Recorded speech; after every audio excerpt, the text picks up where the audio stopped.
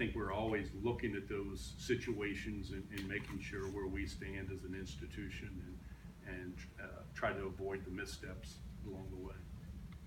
When you hear that Baylor wasn't drug testing, is that news that you guys might have had a year ago, but just in the stages of evaluating potential punishment and withholding money and all that, or is this drip of information reaching you guys at the same time we're hearing about it?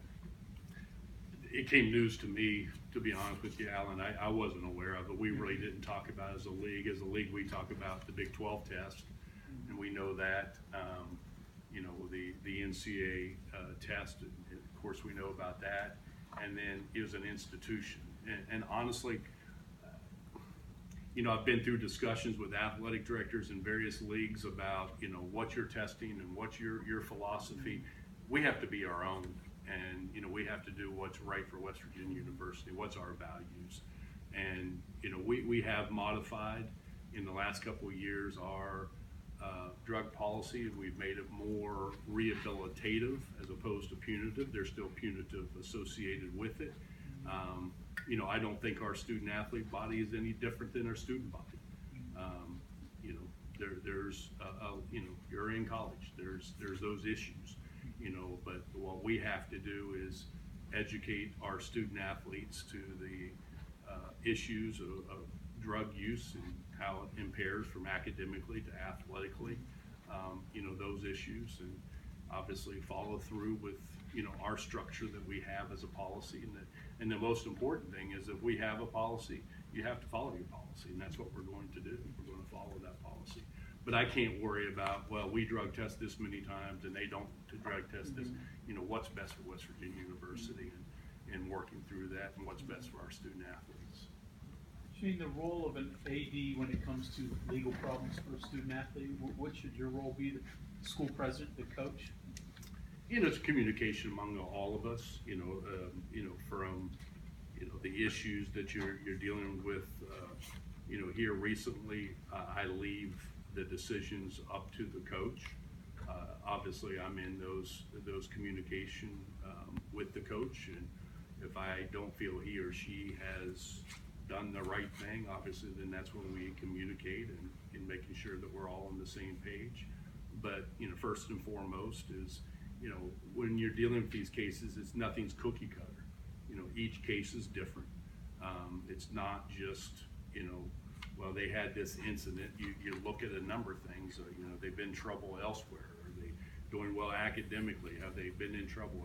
So you take everything in totality and you look at it, just not one isolated incident that there was a misstep. So, sometimes it's looked at as saying, well, this case is treated different. This one is not looked at in totality. You have to look at the big picture, and that's what we all do. And leave that to the coach, and then we communicate, and then he or she makes that decision. And obviously, then that decision is made aware to the president. But what the other step is that we're completely out of it is the student conduct step. Obviously, student conduct gets involved, and we're completely out of that process, and we're not going to get involved in that process. And then that student athlete is treated like a normal student, and they have to go through the same steps as any other student. And we don't influence that whatsoever. We stay out of it, and that's between the student and student conduct downtown, and then they handle it from there. Shane, can I go back to the drug testing thing you said for a second? Yes. Well, one, schools, conferences, NCAA, there's been people who think that one may look the other way sometimes because there's two other watchdogs and that stuff, and then sometimes the testing can be obscure or whatever.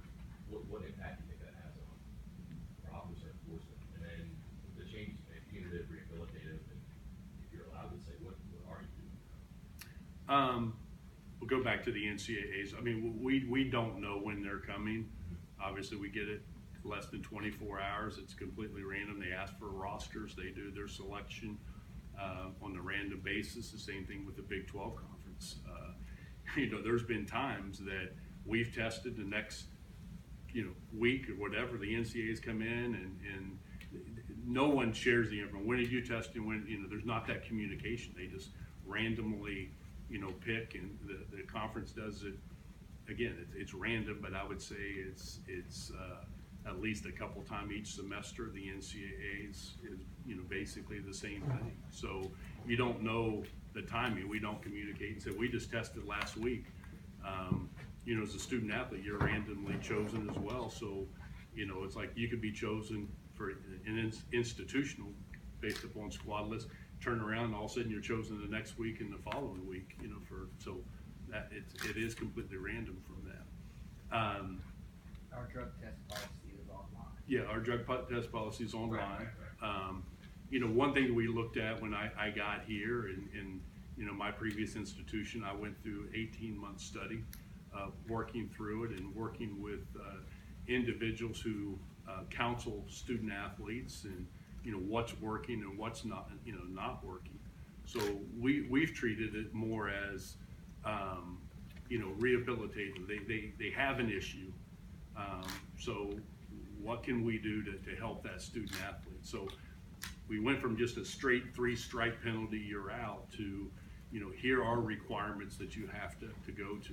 You know, one thing you know, if you compared that I didn't think was right is, you know, our initial or original drug testing policy, you know, I think it was the second test that you were removed from all team activities, practice, competition, you know, for the 10%. I didn't believe in that. I think now you're putting that student athlete in total isolation from his team. Do I think they still should be part of team activities, practicing, you know, obviously their academics, all that? Yes, I absolutely believe in that. And the punitive part, yes, they're going to sit out the 10% of the games. That's in our policy, but should they be isolated for that 2 weeks or 3 weeks during that entire time? I didn't think that's the right thing for the student athlete. So you go through the process of, you know, different things that's required, the counseling and going to those counseling sessions and trying to help the student athlete.